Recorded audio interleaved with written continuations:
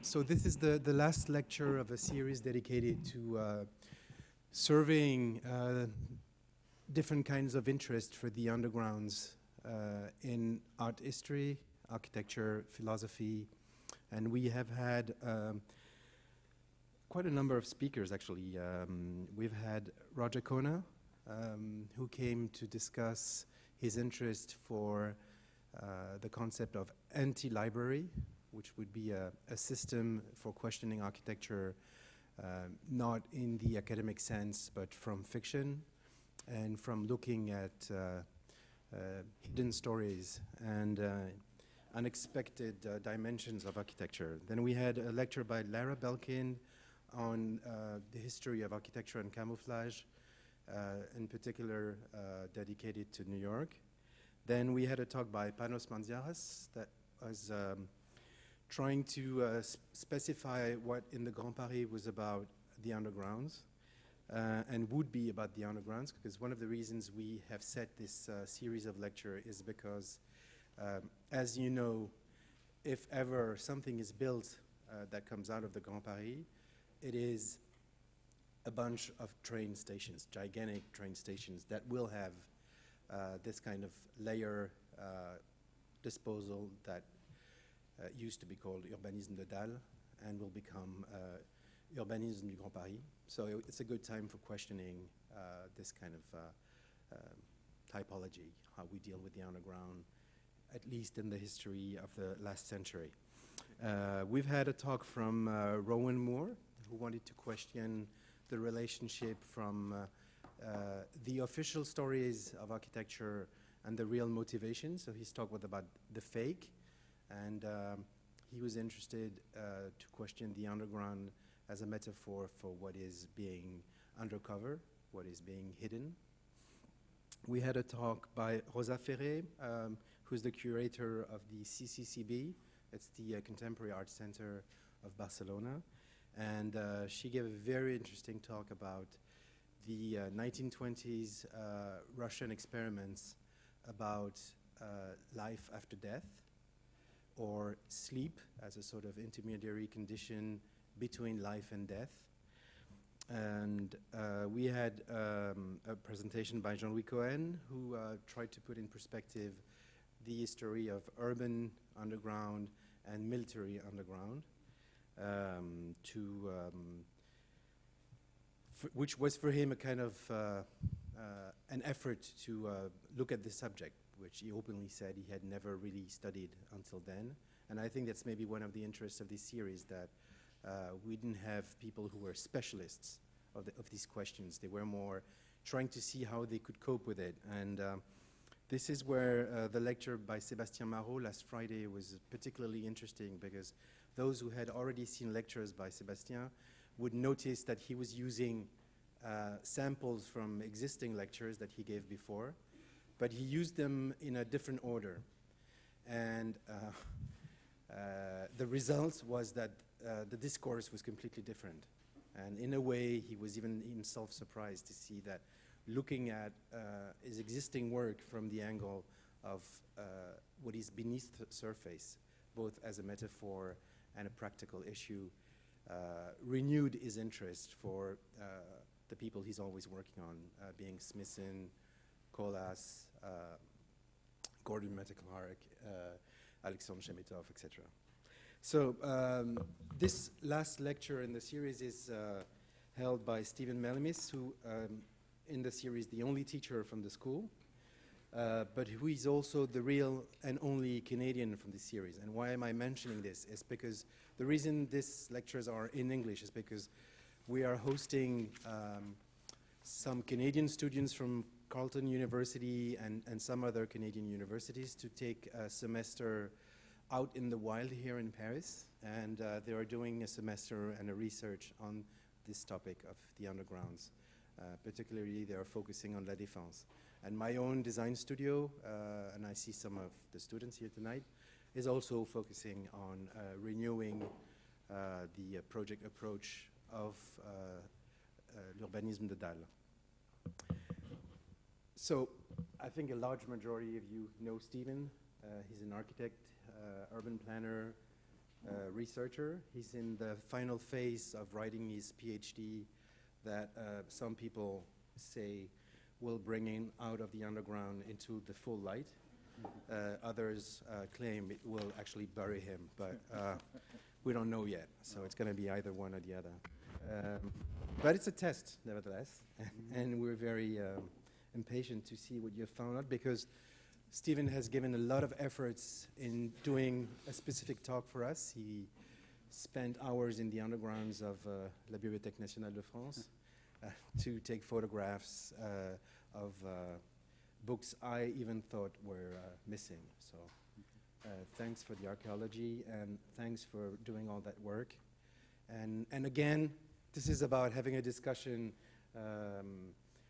Let's say Stephen will speak for an hour, maybe max, and then it's great if we can have some exchange and make it a conversation between us. So thank you.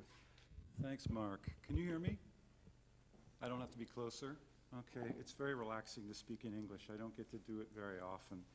The only problem is that I'll have to translate all kinds of passages from French. So hopefully it'll all work out.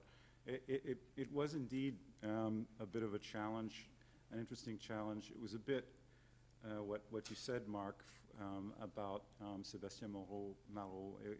I sort of went at the question of the underground from things that I'd been working on, things that I'm trying to write about these days, and it turned out to be interesting. So there are some things that will be a little bit that are just at the beginning, and other things that are pretty seriously developed. I think I'll try to sort of be clear about where I am in this adventure, so that the talk as a whole will be clearer for you. Everything, Mark once again is right. Everything does begin in the underground, or at least everything in this long and somewhat winding story that I'm going to recount about the underground of Paris in the 19th and early 20th centuries.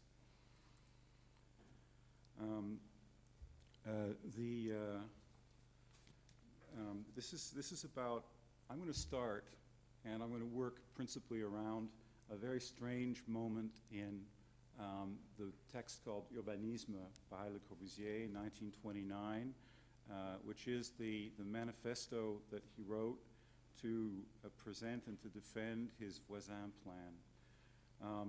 The quotation that's here is, of course, taken from that book. This is the first page of the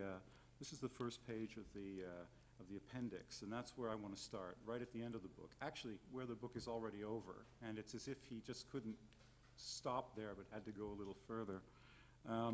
So, once again, the bold titles that he likes: confirmation, incitement, warning, or lesson. He writes. I'm going to paraphrase what he writes here, because I think it's interesting, and then I want to walk you through what he says in this appendix and show you the images he uses. He says, "I'd finished this study. Then my associate said, why don't you show things that can provoke a bit of thought about the issues that you're talking about? For example, a perfect shell form, the diagram of the cardiac system in a body, or a section through a system of central heating." And he then goes on to say that he discovered the idea of what he wanted to do. He discovered these confirmations, incitements, and warnings in looking at a book of natural history. He goes on to say a few other things, but finishes with that little quotation that I presented on the first page of my talk. Life, to measure its brilliance, the brilliance with which it shines, one must descend into the depths. And it's depths, and that's the paradox that I want to look at with you now as we talk about literally, but also metaphorically, about the underground in Paris. Let's go through these pages one by one. I think it's important, and it's kind of interesting because they tend to be ignored. The, this is the first page. Order is to be found in the individual, Le Corbusier writes. It multiplies its effect when the individual is multiplied, or the individual entity is multiplied. That's what he adds to this image which he found somewhere. He doesn't say where, but we'll talk about that later. Down below, a drawing of the vertebrae of different kinds of fish, from the most simple to the most complex. He writes, a simple principle makes it simple to create complexity. Just a little reminder, that already starts to make me at least think of the idea of the search for perfection. For example, in the domain of the automobile, the design of the automobile that Corbusier talks about in Architecture. This idea that when you take a standard object and you push it to perfect it, over and over and over, it gets better, it moves forward, and it becomes both more complex and more simple and elegant in its appearance and in its function. The next page, from simple to complex. The top image is a series of tissues from inside mollusks. Down below are a series of diagrams of mammal brains, and Corbusier has attached to that the title from the primary to the complete. This image is well, it's a stalk of a plant that's producing fruit. I won't go into the detail of it. I had a bit of trouble trying to figure out what it actually is, and I'm still not sure that I know. But what's interesting here is the caption by Le Corbusier, which says, "We acquire our sense of harmony from nature. We are sensitive to its workings because we belong to its system." Le Corbusier's sense of beauty is, of course, entirely attached to Euclidean geometry, which is a very strange thing to consider when confronted with this kind of image at the end of his book. Okay, excuse me. These images are a little bit crooked. They were to be rescanned, and my scanner didn't agree with that idea. So here, the system, a diagram of the digestive system, a human digestive system, and in particular the trajectory that food follows from the once it's sort of started to be processed, where the energy from food is kind of making its way back into the bloodstream through a movement of blood towards the heart. Le Corbusier writes about this image of digestion, transport, period, motor center, dot, collector, period, grand crossings, and switching stations, services. So he's thinking of both of train stations, but also of how, thanks to train stations, products move around. So he's thinking of, indeed, about digestion and about consumption as he shows this image. This is the most stunning, the most commonly known. These lungs in which there are little arrows that show the direction of blood flow into and out of the heart. And here, Le Corbusier writes, he doesn't even leave anything of the initial description of what this is. He just assumes we know, and he writes, precise, rapid, and direct links between two independent functions. Sleep at night in garden cities, work starting at 9 in the city. Two complementary functions, fatigue and vivification, establish a continuous pendular system using the shortest possible time. This is the sine qua non. Okay, so the idea, and then he writes, untroubled harmony. It's that sort of Corbusian shorthand that is sometimes a little bit almost comic. In fact, all of this idea of the body as a way of understanding the city is of course a bit laughable, and it's even more laughable considering the intensity with which it's all expressed. But actually, to the idea of it being laughable, I prefer the idea that there's something a bit monstrous about it. It's a bit, the idea that one would first of all, that the city could be a body at all. That in fact the body is here is what? It's a kind of a way that in satisfying the needs of the body, the organic needs in the body, we organize inanimate matter around us into some form which makes them virtually an extension of the body. Or when we're many, how we organize ourselves together with respect to inanimate matter to be able to make life sustainable. So it's an interesting kind of idea that fascinated a lot of people at the time, and among them a philosopher who I'm sure that Le Corbusier didn't like, that it's okay, whose name is Henri Bergson, who writes that all the elementary forces of intelligence tend to transform matter through action, that to transform matter into instruments of action.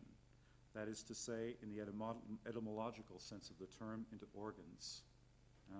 So literally, the idea of the organ, the idea of the body are applicable to the city for many people, for Bergson, but even for people who have very opposite convictions to him. The idea that the city, like the body, is an organized whole, a system, a self-sustaining system. Now here, I want to insist on this. I'll come back to it. Here we have the famous circulation system for cars, the interurban system that Corbusier imagines with the garden cities outside and the tall central business and administration district in the middle. So it's a direct translation of this, a very direct translation, except that once again, Le Corbusier being Le Corbusier, there is this idea that no violence has been done in applying, straightforwardly applying Euclidean geography to something like organic functions. The last image, which makes this point makes me feel this point more strongly. Organs precisely characterized and organized into a logical chain of operations. So here we have, of course, the whole internal system of organs from the stomach through to the intestines. Okay, so clearly, what we're looking at here is inside a body. It's not meant to be seen. The inside of a solid thing like a body, like the ground, doesn't have, when you're inside of it, the very notion of an outside or a surface becomes problematic. In a sense, it disappears completely. I think that there really is, this is one of the things that I want to insist on, a very deep connection between the notion of the urban function and the underground. That I would go as far as saying that the notion of function is actually born in the underground, and then by a series of steps, very problematic, never resolved, it makes its way to the surface. Le Corbusier is very conscious of this underground world. He uses this page of images to evoke it. He uses several others as well. He's mainly talking about the metro and wanting to say, look, great things are possible. We shouldn't be afraid to tear up the city in order to rebuild it, to introduce new techniques, to try to go further. The one thing to do big things, grand chose. Now, one of the images, I just want you to notice that all the lines that he shows here are straight lines. All the tubes are straight tubes, and the vaults are perfectly clear vaults. Now, This is not really how the underground of Paris is going to end up looking, of course, but or even how it looks already, for that matter. Now, this is where things take a kind of a strange turn. In this world that is a world without appearances or behind appearances, all of a sudden, Le Corbusier goes back to the world of appearances while remaining close to the notion, to his sort of reflection on the body. Here, the body in question is that of the king, who, through whom the nation is manifest in a certain sense. The city isn't a body in this time. The city is a theater in which the body of the king is visible, appears. Paris is constructed starting from the time of Louis XIV, who we see here ordering the construction of Les Invalides. Paris is constructed around a series of monumental axes that allow the king to make a triumphal entrance and to, in that sense, affirm his power over a city that has often been problematic for him. So what I find interesting here is that we have, here we are 100% back in the realm of representation around a body, once again. In fact, this image appears, it's something that, one would almost want to psychoanalyze. It appears on the page before the appendix that I just showed you. Of course, all of this is, as we said, a manifesto that's meant to establish the legitimacy and to argue for and to create a legitimacy around the Voisin plan. This is one of the images of that plan that he shows. All I want to say about this image is that all these repeated blocks are more or less exactly the size of the Palais Royal. Le Corbusier makes the argument in a very strong and actually quite persuasive way that, in fact, all of the particular rationalism that's to be found in this plan is of a very French kind, and that it goes back a long ways. I find that very odd in light of the arguments that he makes at the end of his book, but there you are. It's as if there would be some kind of seamless convergence of the surface of things, of a whole world of representations, with all of that stuff that's unrepresentable, that's essential, that's behind, hidden away, behind or underneath. Somebody else, my images are all being cut, and they were whole to start with, and somehow in this projection they're being cut. Excuse me. In any case, someone else from the same time, Donat Alfred Agache, another French urbanist, is working in Rio, and he writes a book called The Remodeling of a Capital, in which he sort of pulls together drawings and arguments, projects he's proposed over a 25-year period. There, in this book, the arguments are every bit as much about the organic functions of the organic functions of the body being projected onto the ground. He talks a lot about digestion, even circulation, of course, green space as the space of respiration, et cetera, et cetera. He starts to do what other people around him are doing too, which is to decide that one way to make the plan of a city more clear, more functional, is to separate functions from one another and put them down side by side. So they're no longer entangled in 3 dimensions as they would be inside a body. They're flattened out. And they're represented, of course, in a very simple and easily communicated graphic form like this. Now, there's one aspect of all of this that I find completely fascinating, and that's going to allow me to make a jump back into the second part of my talk, where we're going to sort of go into the prehistory of what we've just been looking at. Here is another map by Agache, where he's showing the sewage system of the city in red, at the state in which he found it when he started to work on his project. And here is his plan for making it systematic, for going all the way with this work on with basically in establishing a sewer system that will make the city a much healthier and cleaner place to live. This is, of course, obviously one of the things that Haussmann did in Paris in the 1850s. What I find interesting here is that with Agache is that he's also very, very concerned about the water in the ground. And a bit like in a body, ground is a bit like, the ground of a city or earth is a bit like tissue in that it's a mixture of matter and water, matter and liquid. And a great deal of life in the ground, as inside a body, depends on how matter and liquid combine and in some sense coexist, work together, and add up to more than the sum of the parts that they initially offer. Now, here, what's interesting is that he's showing two systems that are coming together in a problematic way.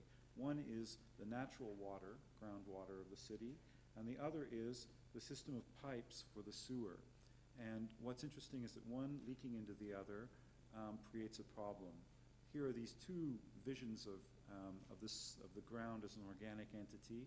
One highly conceptual that has to do with how we get water to every building in a city and get waste away, and the other that's just simply the ground itself as living matter and water. Okay, and so there's this sense that, I mean, in some very deep way, just as in the body, all functional issues are about matter and water in the first instance. They are as well in the ground of the city, and I think this isn't lost on certain people like Agache.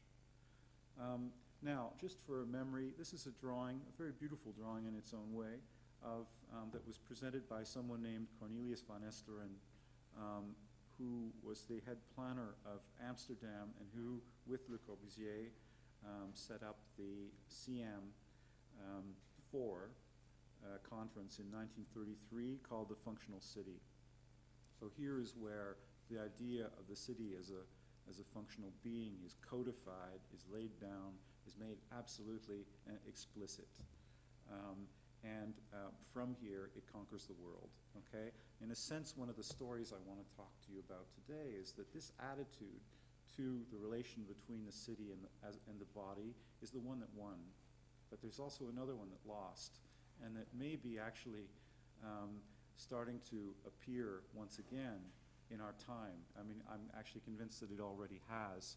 And in that sense, I hope that what I'm presenting can help you to help you, I hope will help, can be helpful in understanding, in that it enriches, perhaps helps to enrich the sphere of references with which we think the city today.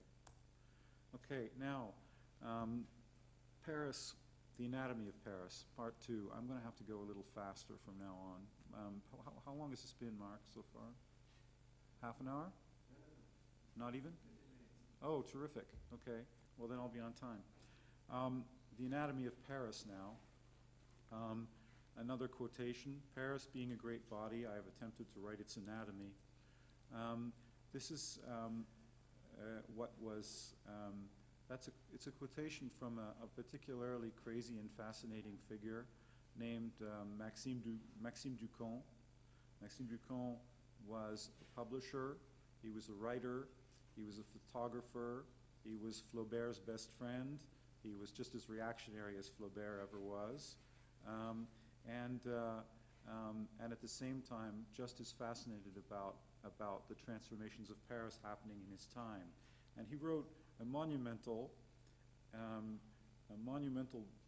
book in 6 volumes that was published in 1868 called Paris, ses organes, ses fonctions et sa vie. Paris, its functions, its organs, and its life. Basically, what does he do? He makes a kind of an apology, a kind of an explanation, which is essentially extremely positive, at times critical, of the Haussmannian renovations. And basically what he's talking about is how all the different functions that make up a city, be they circulation, circulation, consumption of food, the movement of information, and through letters, or the postal system, et cetera, et cetera, et cetera. He goes on and on and on and on, defining the city as a functional system, chapter by chapter, in prose which is extremely descriptive, at least as passionate as Le Corbusier's, and at least as mad.